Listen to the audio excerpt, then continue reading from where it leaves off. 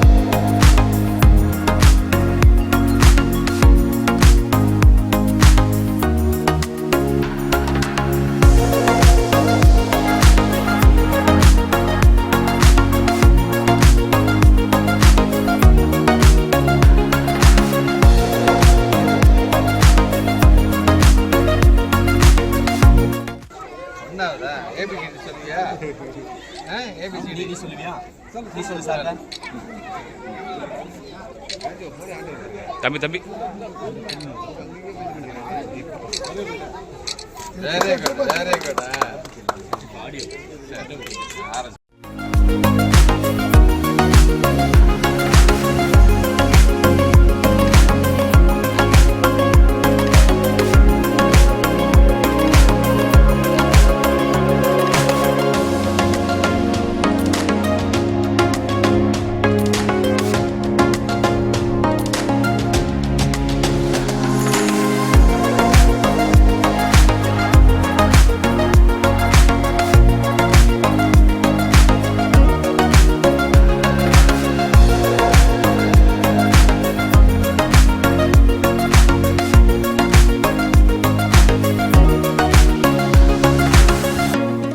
இன்னைக்கு மாண்புமிகு தமிழ்நாட்டு முதலமைச்சருடைய வழிகாட்டுதலின்படி ஏறத்தாழ 10 விதமான கட்டடங்கள், அது அங்காடியாக இருந்தாலும் சரி, அல்லது அங்கன்வாடியாக இருந்தாலும், சமுதாய கூடமாக இருந்தாலும், கிட்டத்தட்ட ஒரு 1,85,00,000 ரூபாய் மதிப்பீட்டில் வந்து இன்னைக்கு மட்டும் ஒரு 10 கட்டடங்களை தொடர்ந்து நம்முடைய மீன் வளர்ச்சி கழகத்தினுடைய தலைவர் அண்ணன் கௌதம் அவர்கள், அதே மாதிரி இந்த தொகுதியினுடைய சட்டமன்ற உறுப்பினர் ஷானவாஸ் அவர்கள், நம்முடைய மாவட்ட ஆட்சித்தலைவர் எல்லாம் சேர்ந்து நீங்கள் அந்த கட்டடங்கள் திறந்திருக்கின்றோம்.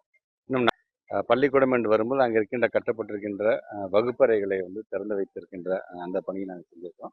இதை தொடர்ந்து நாகப்பட்டினம் மாவட்டத்தினுடைய வளர்ச்சி, அதே மாதிரி இங்கே வரும்பொழுது கூட இந்த பகுதியை சார்ந்திருக்கின்ற மக்கள் ஒரு நீண்ட நெடிய ஒரு கோரிக்கையை வந்து எனக்கு ஏற்கனவே தொடர்ந்து என்னிடம் வச்சுட்டு தான் இருக்கிறாங்க. அதை சார்ந்து சட்டமன்றம் கூடும்போது நம்முடைய சட்டமன்ற உறுப்பினர்கள், அதே போல் நம்முடைய மீன் வளர்ச்சி கழக தலைவருடைய தலைமையில் இந்த பஞ்சாயத்தை சார்ந்திருக்கின்றவர்களை, நிர்வாகிகளை நாங்கள் சட்டமன்றத்தை நேரடியாக வர சொல்லியிருக்கிறாங்க. மாண்புமிகு நிதியமைச்சரிடம் எடுத்து சொல்லி அது எந்த அளவுக்கு அதை உடனடியாக தீர்த்து வைக்கணுமோ அதுக்கான பணியை நாங்கள் செய்யணும்.